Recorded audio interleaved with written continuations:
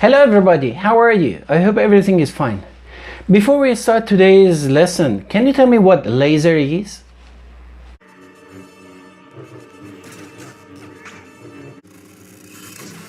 I'm quite sure that you know laser. Okay, we use it for industry, medicine, for beauty, etc., etc. But actually what I meant by laser, I meant what this word means.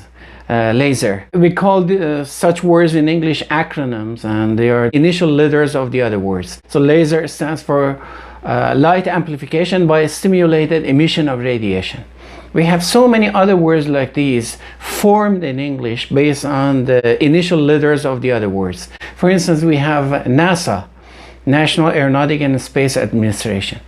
And in many other disciplines and fields of study majors, like for instance chemistry, physics, medicine, many they are used in many disciplines. Okay, so it's a very good idea to be familiar with the common ones. And of course, as always, if you have seen my previous lessons, you know that I always emphasize on the fact that every language learner can produce something new, completely new, and this with today's lesson you can do that as well. You can have a list of words and then put them together and come up with new ones. This is one of the very generative mechanisms of language, and English is quite capable of that.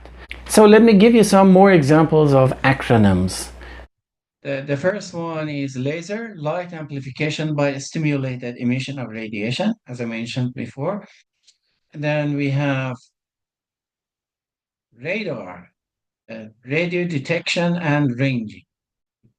Then we have NASA, National Aeronautic and Space Administration. And then we have NATO, North Atlantic Treaty Organization. And SWAT, Special Weapons and Tactics. Then OPEC means Organization of the Petroleum Exporting Countries. We have AIDS, Acquired Immune Deficiency Syndrome. And SCUBA, Self-Contained Underwater Breathing Apparatus. Scuba diving, okay, so using these. UNESCO, United Nations Educational, Scientific and Cultural Organization. And the last one is UNICEF, United Nations International Children's Emergency Fund. Right? Okay. And of course, you can, as I mentioned, you can create your own acronyms. And there are so many more in different disciplines. Now, there is another mechanism which is very similar to this one. The difference is you do not come up with a new vocabulary. For instance, we have the word CIA, Central Intelligence Agency. If you read it as CIA, means separate letters, it is not called an acronym, it is called initialism. Okay? But some people read it as CIA, as a word. Okay? They don't say CIA, they say CIA. So now it's an acronym. So you see sometimes the boundary merges. Okay, so what is important is to be familiar with these and to be able to create new things. I'm going to give you some more examples. For instance, you have GPS. So you don't say GPS, it's impossible to read it, okay? So as one word, it's a GPS, Global Positioning System. Or for instance, you say UK, United Kingdom. Okay, so there are two letters and initials. Yeah, I'm sure you know the word initial means the beginning of a word. The first and second letters of a word is called initials. So this mechanism, this technique is called initialism. So let me give you some more examples.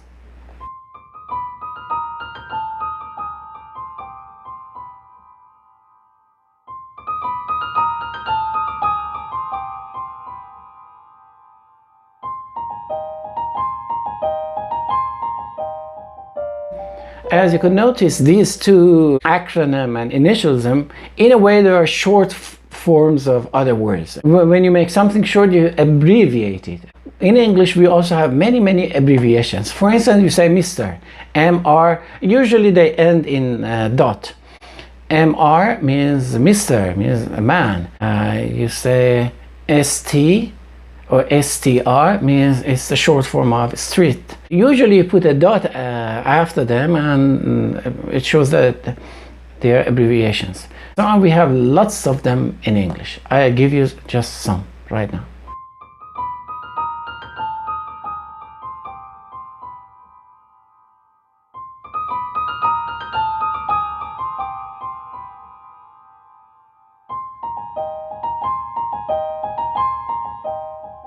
Again, as you could recognize, all these three mechanisms, they are kind of making shorter, making or putting, in a way, combining words together and make them shorter. They are abbreviation in a general term. Now, as far as acronyms are concerned, I really recommend you want to memorize a list of things, a list of items. It's a very good idea to think of something funny and interesting, and of course new, by combining the first letters of these words together. Remember that you should have consonants and vowels in order to be able to appropriately pronounce acronyms. Let me give you another example of initialism and acronym. For instance, we have ASAP, as soon as possible. So if you read it as ASAP, it is initialism. But if you read it as ASAP, that would be an acronym. Okay, or another example would be UFO, unidentified flying objects. If you read it as UFO separate letters, that would be initialism. But if you say UFO as a word, it is an acronym. So sometimes the distinction is blurry, it's not that clear, which is nice. Language is not absolute, so this variability in language is really interesting. So far, so good. Now, I suppose it's time for Imam of Tabe. You know that he was not just Imam of Tabe. I'm going to make an acronym using the word cutlet. And for the non-Iranians, yeah, that would be really unfamiliar concept, okay? Cutlet, you know, the food. Iranians believe, many Iranians, okay, the majority, they believe that those in power who were eliminated by either a foreign force or the people inside Iran, they turned into cutlet at the last minute. It's in a way a joke, and Iranians are very good with jokes, okay? You cannot believe that the government forced some restaurants and fast food places to remove the word cutlet. In Persian we say kotlet from their menus. And this is how desperate they are. Okay, so anyhow, the word cutlet means those who were eliminated, who were removed, and the way their bodies formed. So I'm going to make one acronym using Khomeini and Aftabi and one initialism. Okay. For the acronym, I would say Khomeini was not only Imam of Aftabis, but also Imam of cutlets. And cutlet stands for completely ugly, tyrannical, lazy, evil thugs. Okay, this is what I think cutlet means.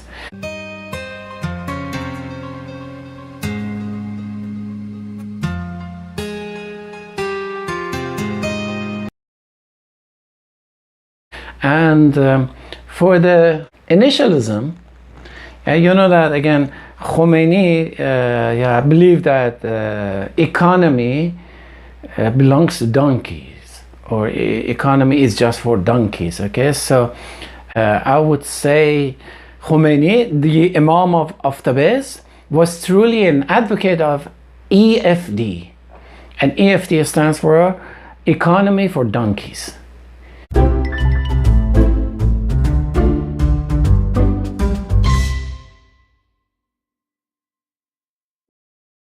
And that's how he and his successor and the other bastards right now in power in Iran turned such a beautiful and prosperous and rich country into ruins. Economy belongs to donkeys. Anyhow, well, I hope you liked today's lesson. As always, I will give you a brief summary of what I talked about at the end, and always try to use the new information, the new knowledge. Practice makes perfect, okay? So I hope you practice what you are learning. So all the best with you, and looking forward to seeing you soon.